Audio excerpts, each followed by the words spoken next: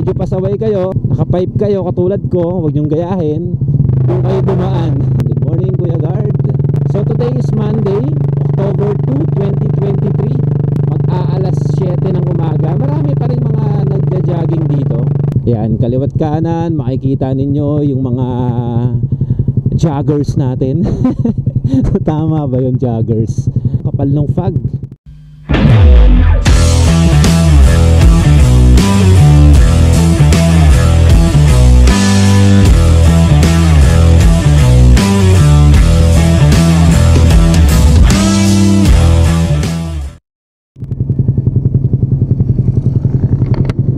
Alright, so welcome to San Jose del Monte, Bulacan. Yan, ito po yung pinaka-boundary ng Caloocan at ang Bulacan. So especially dito sa San Jose del Monte, Bulacan. At meron tayo ditong mga dadaan ng mga barangay kung saan unang-una na nga itong San Manuel, kung saan mas kilala sa tawag na Pleasant. Dito po sa aking kanan ay Colinas Verdes. Sa kabila naman po ay Marcela. Ayan, marami kasi Marcela. Ayan o, welcome to Colinas Verdes. Ayan yung Colinas Verdes. Pero ngayon ay meron tayong pupuntahan na isang tahimik na lugar. Tahimik. Ibig ko sabihin walang pollution, walang noise pollution. Dito po yan sa kanan, yung tinatawag na Altaraza and Ayala Land Estate. Katapat po yan ng Pleasant Hills. So dadaan tayo dito. Ayan, papakita natin yung Altaraza. Ayan, good morning Kuya Guard. Ayan, so kapal nung kapal nung fog. So tuwing madaling araw, tuwing sabihin nating umaga, ayan, napakaraming mga nagja-jogging dito, no? Ayan, kaliwat kanan, makikita ninyo yung mga joggers natin. Tama ba yung joggers?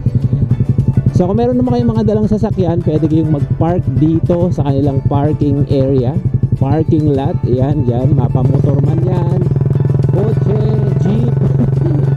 Ayan yung mga joggers natin. Dumaan na ako dito kanina at mas marami kanina kasi mas maaga, mas masarap mag-jogging. So today is Monday, October 2, 2023. No, ganap na mag-aalas 7 ng umaga. Marami pa rin mga nagja-jogging dito. Nakabike. So iba't ibang ages. May matatanda, may mga bata. No? Iba't ibang mga pisik din. May mga payat. May mga... Uy, shoutout si Kuya Boy saka si Ate Be. Nagja-jogging sila. Yun, shoutout kila Kuya Boy, kila Ate Be. Mga kapitbahay natin, riders din yan. So yun, nagja-jogging sila dito. Pwede ka kumaliwa dito kung gusto mong umikot lang. Tapos dito naman pauwi ka na ng San Jose del Monte. Alright, so mas marami nagja-jogging kanina, especially pag Sabado at Linggo, no? Madalas mag-jogging dito yung mga lalong-lalo na yung mga taga San Jose del Monte, Bulacan. Ako saan malapit lang kasi sila dito. Pero alam nyo ba, dinatayo rin ito ng iba't ibang mga karatig lungsod, no? Mga taga Caloocan, nagpupunta rin sila dito. Kaya medyo mag-iingat lang kayo dito guys, kasi meron dito mga marshal, no? May mga marshal dito na nag-check ng inyong mga activities. For example, meron kayong mga unnecessary, may mga hindi naman kinakailangan na gawin dito sa park or sa Altaraza, huwag yun ang gawin. Okay, so gigilid tayo dito. Meron tayong makikita mga nagzuzumba dito. Ayan, oh. Kasi meron sila ritong parang space, no, para sa mga nagzuzumba. Ayan, ang ganda rito. Pagka may time kayo guys, dumaan kayo dito, no? So meron din silang mga bilihan ng ng mga jersey, equipment pang jogging. Ayan, pwede naman palang mag-park. Palagay ko hindi pwede mag-park kasi nakalagay no parking. Pero siguro saglit lang yan, aalis din yung mga yan. Ayan.